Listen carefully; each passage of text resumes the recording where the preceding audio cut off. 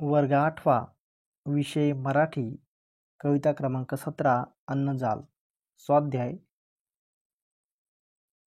प्रश्न पहिला अन्नजालाचे महत्त्व पटवून देण्यासाठी कवीने दिलेली 2 उदाहरणे.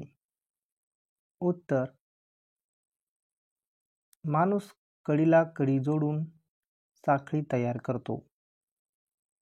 अनेक धागे जोडून कोळी जाळे विणतो. प्रश्न दुसरा चुकीचे विधान शोधा. एक मधली कडी तुटली तरी संपूर्ण साखळी कायम राहते. 2 निसर्ग नारायणाने महाजाल निर्माण केले.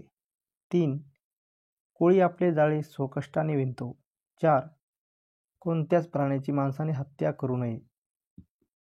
उत्तर 1 मधली कडी तुटली तरी संपूर्ण साखळी कायम राहते. हे विधान चुकीचे आहे. 1 अन्नजालातील प्राणी जाती नष्ट झाल्यास ते क्षीण होते. 2 कोळ्याच्या जाळ्यातील काही धागे तुटले तर काही बिघडत नाही. 3 एक प्राणीजात नष्ट झाली तर अन्नसाखळी तुटते. 4 अनेक प्राणीजाती मारल्या तरी अन्नजाल टिकून राहते. तर यामधील चुकीचं विधान आहे 4 अनेक प्राणीजाती मारल्या तरी अन्नजाल टिकून राहते. प्रश्न तिसरा कोळ्याचे जाळे व अन्नजाल यांच्यातील साम्य लिहा. कोळ्याचे जाळे अन्नजाल. अनेक धागे एकास एक जोडून कोळी जाळे विणतो. प्राणीजातीसाठी निसर्ग अन्नजाल विणतो. अनेक धागे तुटले तरी जाळे कायम राहते.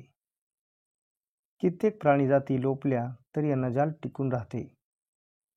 प्रश्न चौथा खालील कृतीचा घटनेचा परिणाम लिहा. मानवाने प्राण्यांना मारले तर.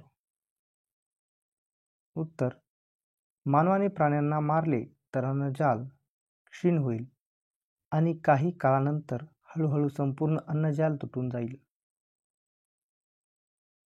प्रश्न 5वा तुमच्या शब्दात स्पष्ट करा. तुम्हाला समजलेली अन्नसाखळी तुमच्या शब्दात सोदाहरण स्पष्ट करा. उत्तर अन्नसाखळीमध्ये प्रत्येक जीव हा अन्नासाठी दुसऱ्या सजीवावर अवलंबून असतो. निसर्गाने अन्नसाखळीचे महाजाल तयार केले आहे. उदाहरणार्थ गवताला उंदीर खातो, उंदराला साप खातो, सापाला गरुड पक्षी खातो. ज्याप्रमाणे माणूस एकास एक कडी जोडून साखळी तयार करतो त्याप्रमाणे निसर्गात अन्नसाखळी तयार झालेली आहे. कवितेच्या आधारे जीवो जीवस्य जीवनम हे सुवचन स्पष्ट करा. उत्तर एक प्राणी हा दुसऱ्या प्राण्याला भक्ष्य बनवतो. दुसरा प्राणी हा तिसऱ्या प्राण्याला भक्ष्य बनवतो. म्हणजेच एक जीव हाच दुसऱ्या जीवाचे जीवन आहे. उदाहरणार्थ गवताला उंदीर खातो, उंदराला साप खातो, सापाला गरुड पक्षी खातो. याप्रमाणे एकमेकांचे भक्ष्य होणे म्हणजेच जीवो जीवस्य जीवनम.